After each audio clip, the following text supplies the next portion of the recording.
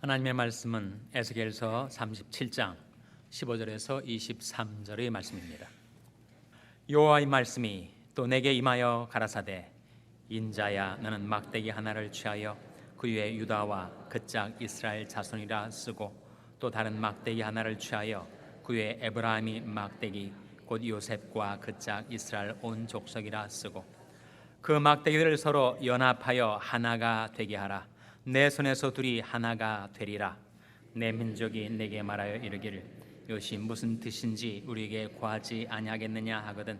너는 곧 이르기를, 주 여호와의 말씀에 내가 에브라임의 손에 있는 바 요셉과 그 짝 이스라엘 지파들이 막대기를 취하여 유다의 막대기에 붙여서 한 막대기가 되게 한즉 내 손에서 하나가 되리라 하셨다 하고, 너는 그 글쓴 막대기들을 무리 목전에서 손에 잡고 그들에게 이르기를, 주 여호와의 말씀에 내가 이스라엘 자손을 그 간바 열구에서 취하며 그 사면에서 모아서 그 고토로 돌아가게 하고 그 땅 이스라엘 모든 산에서 그들로 한 나라를 이루어서 한 임금이 모두 다스리게 하리니, 그들이 다시는 두 민족이 되지 아니하며 두 나라로 나누지 아니할지라. 다 같이 읽으시겠습니다. 그들이 그 우상들과 가증한 물건과 그 모든 죄악으로 스스로 더럽히지 아니하리라. 내가 그들을 그 범죄한 모든 촛에서 구원하여 정결케 한즉 그들은 내 백성이 되고 나는 그들의 하나님이 되리라.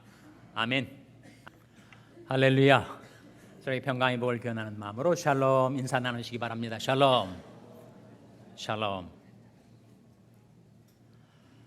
오늘은 8.15 광복절을 앞두고 광복절 기념 예배로 드립니다. 올해가 광복 70주년을 기념하는 해입니다. 1945년에서 2015년 분단 70주년을 맞이하는 해이기도 합니다. 여러분 가운데 연세가 70 이상이 되신 분들은 그 광복절 해방을 맞이한 기쁨과 감격을 직접 체험하셨을 거예요. 광복절 노래에 나타나 있지 않습니까? 흙 다시 만져보자, 바닷물도 춤을 춘다. 기어이 보시려던 어른님 번님 어찌하리. 이날이 40년 뜨거운 피 엉긴 자친이 기리기리 지키세, 기리기리 지키세. 세계 유례를 찾아볼 수 없을 정도의 잔혹했던 일제의 식민 지배하에서 해방되었을 때의 그 기쁨과 감격이 그 노래 가운데 나타나 있습니다. 성경에서도 그러한 해방의 노래가 나옵니다. 시편 126편. 여호와께서 시온의 포로를 돌리실 때 우리가 꿈꾸는 것 같았도다. 꿈인지 생신지. 그때 우리 입에는 웃음이 가득하고 우리 혀에는 찬양이 찼었도다. 열방 중에서 말하기를, 여호와께서 저희를 위하여 대사를 행하셨다 하였도다. 대사가 뭐죠? 크신 역사. 여호와께서 우리를 위하여 대사를 행하셨으니 우리는 기쁘도다. 여호와여, 우리 포로를 남방 시내들같이 돌리소서. 70년이라는 세월에 성경적인 의미가 있습니다. 40년과 70년. 40년은 완결의 의미, 70년은 회복의 의미가 있죠. 여러분, 바벨론 포로로 잡혀갔던 이스라엘 민족이 몇 년 만에 회복되었죠? 70년 만에. 우리 민족의 해방과 광복, 그것은 어떻게 이루어진 일일까? 우리 선조들이 정말 애를 많이 쓰셨죠. 특별히 선각자, 선구자들의 땀과 눈물과 희생이 있었습니다. 그러나 그것만으로 우리가 광복을 쟁취한 것은 아니었습니다. 그 잔인무도한 일제의 그 하늘 찌를 듯한 기세로 동남아는 물론이고 세계 정복을 향해서 달려가고 있을 때 자력갱생, 자력 광복을 이루기에는 사실 역부족이었어요. 미국과 중국과 해외 그리고 국내에서 독립운동을 많이 했지만 우리 손의 힘으로 광복을 쟁취한 것은 아니었죠. 그래서 하나님의 은혜의 역사였습니다. 여호와께서 시온이 포로를 돌리실 때, 포로로 잡혀갔던 우리들을 회복시키실 때 우리가 꿈꾸는 것 같았도다. 여호와께서 우리를 위하여 대사를 행하셨으니 우리는 기쁘도다. 하나님께서 세계 열강들의 움직임을 친히 주관하시고 다스리셔서 제2차 세계대전의 종전과 더불어 그 일제를 멸망시키시고 거기에 사로잡혀 갔었던 포로된 우리들을 구출해내시고 회복하신 것은 하나님의 은혜의 역사였습니다. 그래서 우리는 이렇게 정리해 볼 수 있을 거예요. 광복은 하나님의 은혜와 우리 선조들의 그릇이 준비되어 이루어진 것이다. 하나님께서 광복의 선물을 주셨더라도 그릇이 준비되어 있지 못했다면 오늘날의 한국은 없었을 것입니다. 그러나 아무리 선조들이, 선각자들이 땀을 흘리고 분투를 했다 할지라도 하나님의 은혜의 역사가 없었다면 그것은 무의로 끝나고 말았을 거예요. 해방의 감격을 맞이한 지 70년이 흐르면서 우리 민족은 6.25를 통과하게 되었습니다. 우리 민족의 최대의 비극, 동족 상잔의 6.25를 거쳐서 산업화와 근대화를 이루게 되었죠. 소위 압축 성장이라고 하는 70년의 세월 동안에 세계 경제 11위권에 진입을 하게 되었습니다. 동시에 민주화도 이루게 되었죠. 그러나 이 시대에 아직 미완의 과제가 남아 있습니다. 그것은 바로 통일입니다. 오늘 하나님의 말씀은 우리에게 통일의 비전을 보여주고 있습니다. 19절 말씀 다시 한번 같이 읽겠습니다. 에스겔서 39장 19절입니다. 시작. 너는 곧 이르기를 주 여호와의 말씀에 내가 에브라임의 손에 있는 바 요셉과 그 짝 이스라엘 지파들의 막대기를 취하여 유다의 막대기에 붙여서 한 막대기가 되게 한즉 내 손에서 하나가 되리라 하셨다 하고. 이 말씀의 문맥을 살펴보면 하나님께서 에스겔 선지자한테 인자야 하면서 한 가지를 분부하세요. 그것은 막대기 2개를 취해라. 한쪽에다가는 이스라엘이라고 쓰고 다른 한쪽에다가는 유다라고 써라. 이 두 막대기를 연합해서 네 손에서 하나가 되게 하라. 그 데몬스트레이션을 보고 내 민족이 너한테 물을 것이다. 이 무슨 뜻인가? 그때 남북으로 분단되었던 이 나라, 이 민족이 하나님의 손에서 하나가 될 것을 의미하는 것이다 라고 증거하라. 이 말씀하시는 거예요. 우리 민족도 남북으로 분단되어서 지금 70년이 지났지만 이스라엘 민족도 남과 북으로 나뉘어졌었습니다. 왜 그렇게 되었는가? 솔로몬 시대의 범죄 때문에 하나님을 버리고 우상 숭배를 한 결과 하나님의 심판이 임하여 그 나라가 남북으로 갈리게 되었어요. 솔로몬의 아들 르호보암이 남왕국 유다를 다스리게 되고 여로보암이라는 왕이 북왕국 이스라엘을 지배하게 되었단 말이죠. 오랜 세월이 흘러서 이제 결국 바벨론 포로로 잡혀갔다가 그들이 돌아오게 될 때 더 이상 남북이 분단된 상태로 남아있질 아니하고 하나님의 손 안에서 하나가 될 것을 보여주는 비전이 이 말씀 속에 나타나 있는 것입니다. 우리 민족에도 그 비전이 필요하지 않습니까? 과연 우리의 힘으로, 우리 자력으로 통일을 이룰 수가 있을까? 아마 지난한 일일 것입니다. 여러분, 한 남자와 한 여자가 서로 사랑해서 결혼을 하고 가정을 이루다가도 그것이 또 갈려지지 않습니까? 사랑했던 사이인데도 하나가 되기가 어렵다는 말이에요.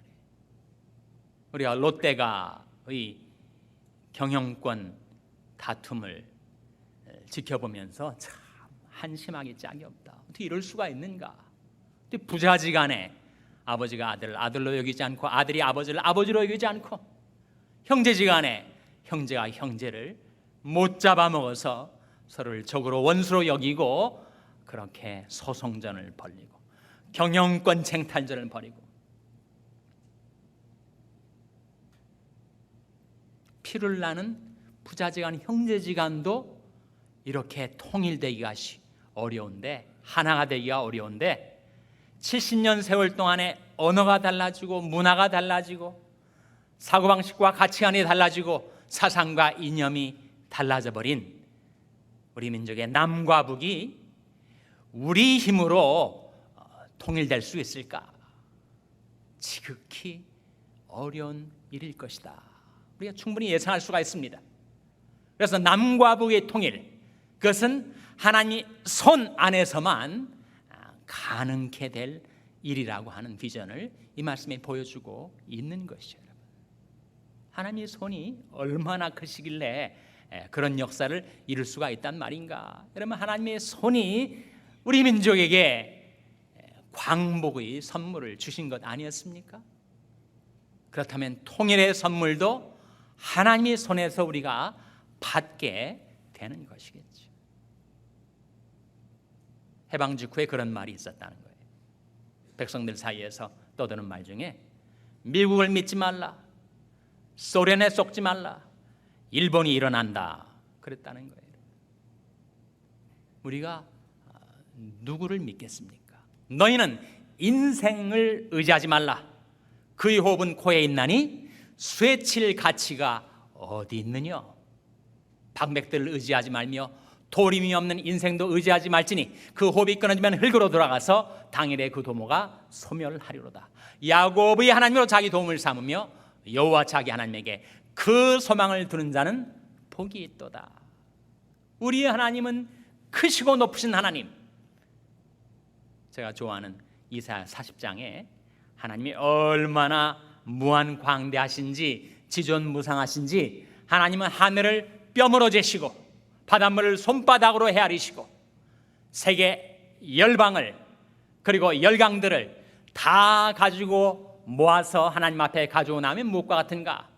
미국, 러시아, 중국, 일본, 한국, 세계 모든 열강들을 다 모아가지고 하나님 앞에 나와도 그것은 마치 무엇과 같다고요? 통에 한 방울 물과 같다.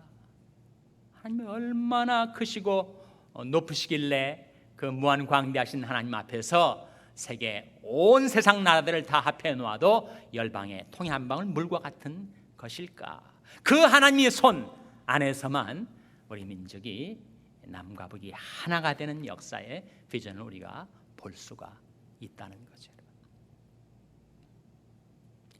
에베소 2장에 보면 이런 말씀이 나옵니다. 그는 우리의 화평이신지라. 그리스도를 가리켜요.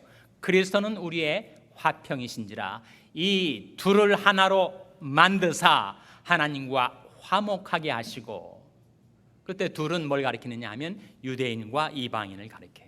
둘 다 견원지간이었거든요. 서로를 무시하고 멸시하고 경원시하던 그 원수지간이었던 유대인과 이방인을 하나로 만드셔서 하나님과 화목케 하셨다.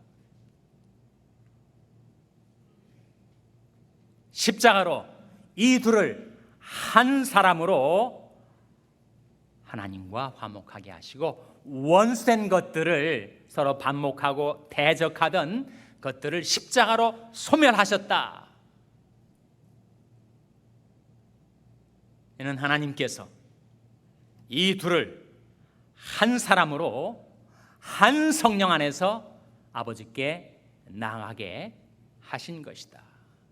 그래서 우리에게 찾아오시되 멀리 있는 자에게 오셔서 평안을 전하고 가까운 데 있는 자에게 또한 평안을 전하고. 멀리 있는 자는 누구예요? 이방인. 가까운 데 있는 자는 누굽니까? 유대인. 마찬가지로 오늘날 우리 시대 멀리 있는 자 북한, 가까이 있는 자 남한, 우리 민족에게 평안을 전하시고 우리 한 성령 안에서 한 사람을 이루어 하나님께 나아가게 하셨다라고 하는 놀라운 약속이죠.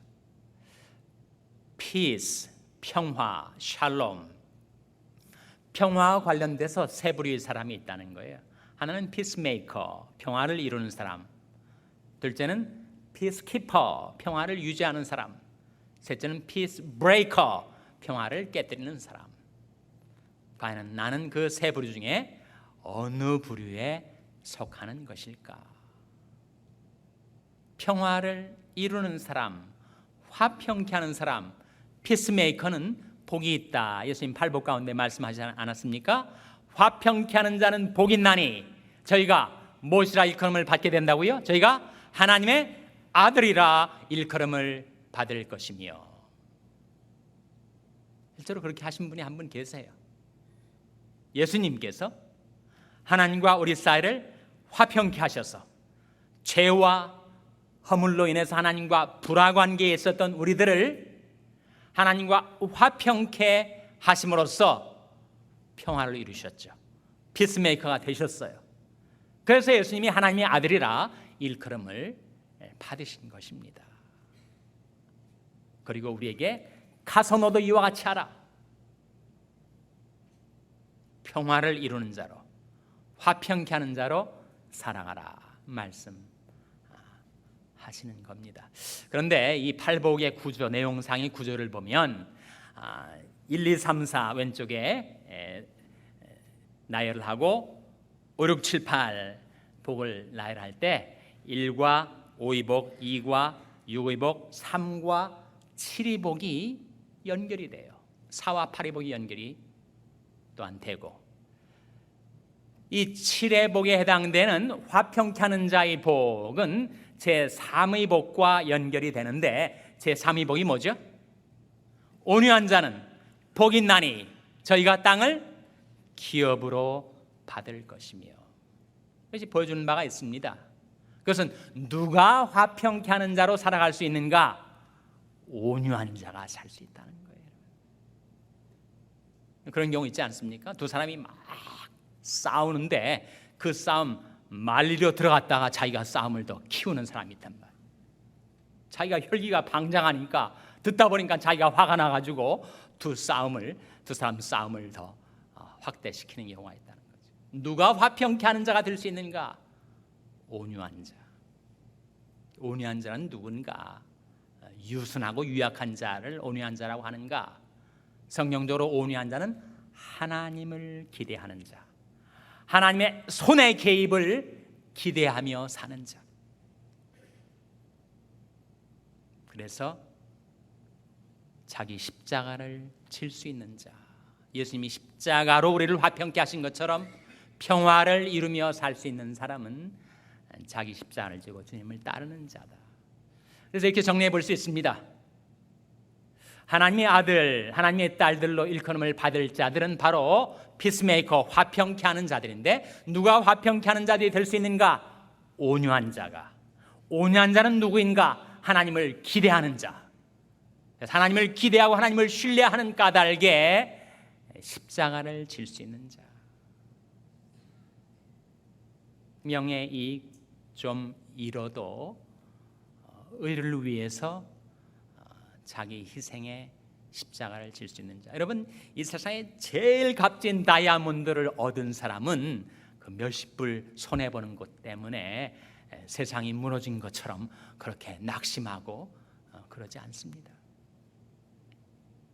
우리에게 영원한 기업과 기쁨을 주신 하나님을 기대하고 신뢰하며 사는 자는 그래서 십자가를 지고 웬만한 일 양보하고 유순하게, 양순하게 화평의 일을 도모할 수가 있다 하는 거죠. 여러분, 오늘 말씀 23절 한번 같이 한번 읽어보겠습니다.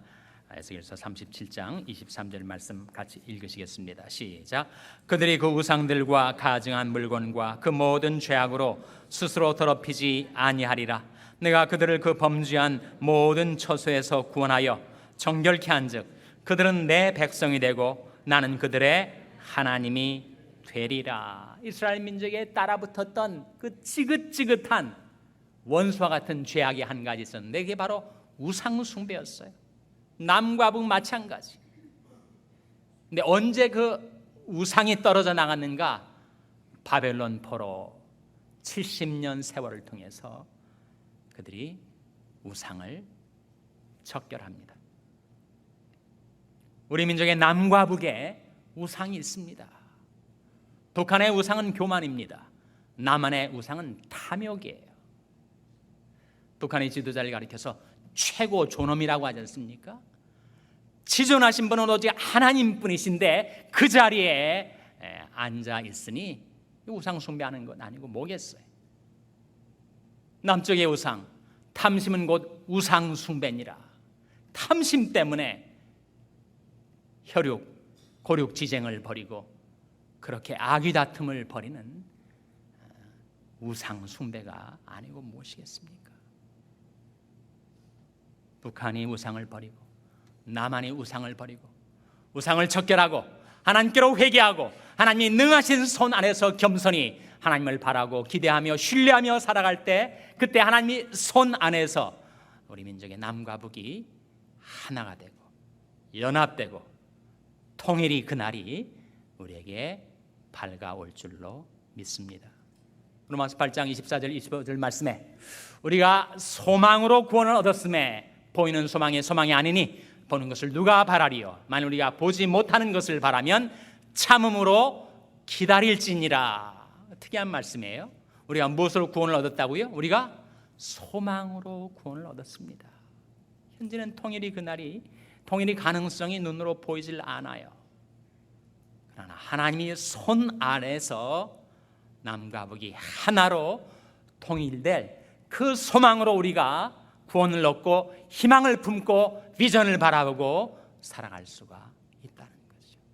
비록 현실은 어둡고 암담할지라도 도저히 인간적인 눈으로 볼 때는 가능성이 없어 보인다 할지라도 우리 민족을 사랑하시고 불쌍히 여기시는 하나님이 손 안에서 십자가로 남과 북이 통일이 되어 열방 가운데 세계 모든 민족 가운데 십자가의 빛을 환하게 비추는 우리 민족 그리고 저와 여러분 될 수 있기를 주님의 이름으로 축원합니다. 기도하시겠습니다. 아버지 하나님, 저희 민족을 긍휼히 여기사 광복의 선물을 주시고 지난 70년의 세월 동안에 동족 상잔의 비극을 통과했지만 산업화와 민주화를 이루어 주시고 이제 통일의 그날을 바라보며 살 수 있게 해주신 것 감사를 드립니다. 오늘 광복절 광복을 하나님께서 선물로 주신 것처럼 저희 민족을 긍휼히 여기사 통일을 선물하여 주시고 남북이 하나 되어 하나님의 손 안에서 그 십자가의 빛을 세계 열방에 환하게 비추이는 사명 감당하는 민족 되게 하여 주시옵소서. 예수님의 이름으로 기도하옵나이다. 아멘.